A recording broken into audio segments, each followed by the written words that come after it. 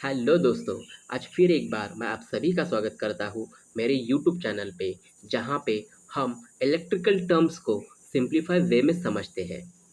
दोस्तों, आज का जो हमारा टॉपिक है वो बहुत ही इंटरेस्टिंग होने वाला है, क्योंकि हमने कई बार अक्सर ये देखा है कि हमारा जो इलेक्ट्रिसिटी बिल जो है ना, वो समर के टाइम में मीन्स गर्मी के टाइम में ज़्यादा ही आता है। तो उसके रिगार्डिंग क्या कंसेप्ट होता है कैलकुलेशन का, हमारे घर पे जो भी इलेक्ट्रिकल इक्विपमेंट्स होते हैं वो कितना अमाउंट ऑफ इलेक्ट्रिसिटी गर्मी के टाइम में यूज़ करते हैं, या फिर हमारी तरफ से हम क्या ज़्यादा अप्लायंसेस से चालू रखते हैं, वो हम समझने वाले हैं।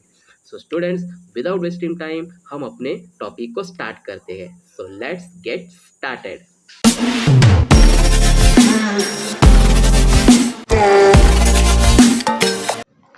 दोस्तों, अभी हम एक एसी और एक सीलिंग फ़ैन कितना इलेक्ट्रिसिटी हर एक महीने में कंज्यूम करता है वो देखेंगे। पहले हम एसी का कैलकुलेशन समझते हैं। जैसे कि अभी आप स्क्रीन पे देख रहे हो, यहाँ पे एक एसी का फ़ोटो है। और जो ये एसी जो है वो हम मान के चलते हैं कि एक दिन में 6 घंटे के लिए वर्किंग में है, चल रहा है। ठीक है। और ये एसी का जो रेटिंग जो है वो है 1.5 टन। अभी हमको ये टन को वैट में कन्वर्ट करना पड़ेगा। उसके लिए हम क्या करेंगे, 1.5 को मल्टीप्लाई करेंगे 1000 से, तो हमको 1500 वैट मिल जाएगा।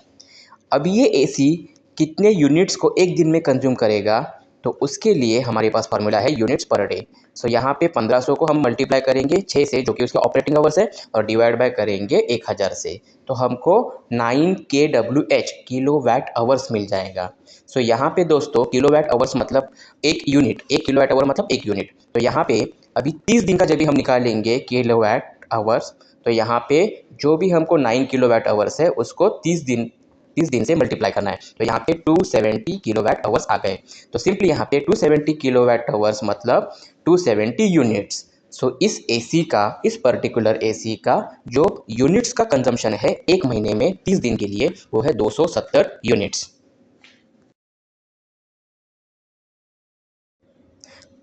अभी हम सीलिंग फैन का कैलकुलेशन समझेंगे, इलेक्ट्रिसिटी कंजम्पशन का। तो यहाँ पे जैसे कि आप देखोगे, एक सीलिंग फैन का इमेज आपको दिखेगा। यहाँ पे जो सीलिंग फ़ैन हर एक के घर में होता है, ठीक है, ऑफिस में होता है, घर में होता है। तो वही हमारा एक सीलिंग फ़ैन हमने यहाँ पे एक फ़ोटो दिखाया है। उसके बाद ये जो सीलिंग फ़ैन है ना, वो हम मान के चलते हैं कि एक दिन में 8 घंटे के लिए ये चालू है। मतलब इसका जो ऑपरेटिंग आवर्स है, वर्किंग आवर्स है, वो है 8 आवर्स, ठीक है, 8 घंटा। और इसका जो रेटिंग है सीलिंग फ़ैन का, वो हमने ऐसे मान लिया है कि ये 45 वैट का है। ठीक है, तो ये जो हमारा सीलिंग फैन है उसका रेटिंग हमने पकड़ा है 45 वैट।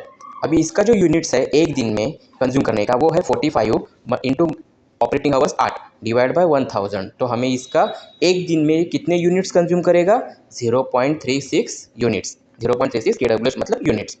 देन महीने के हिसाब से जब हम कैलकुलेट करेंगे तो इसका आएगा 0.36 इंटू 30, तो 10.8 KWH। मतलब ये एक महीने में 45 वैट का सीलिंग फैन 10.8 यूनिट्स को कंज्यूम करेगा।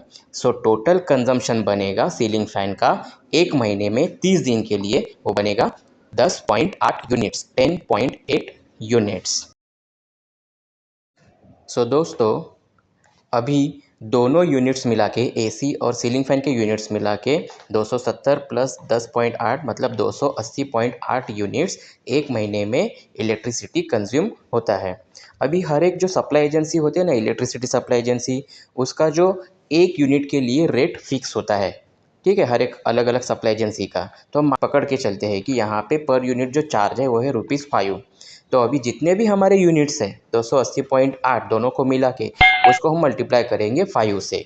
तो हमारा जो मंथली इलेक्ट्रिसिटी बिल बनेगा वो है 280.8 इंटू 5, तो 1404 रुपया, 1404 रुपीज़। हमारा दोनों एसी प्लस सीलिंग फैन का जो इलेक्ट्रिसिटी कंजम्पशन है उसके अकॉर्डिंग जो इलेक्ट्रिसिटी बिल बनेगा वो बनेगा 1404 रुपीज़। दोस्तों, अभी हमने कैलकुलेशन के थ्रू ये समझा कि अगर हमारे घर पे एक एसी और एक फैन भी रहेगा तो हमारा इलेक्ट्रिसिटी बिल अलग ही आएगा।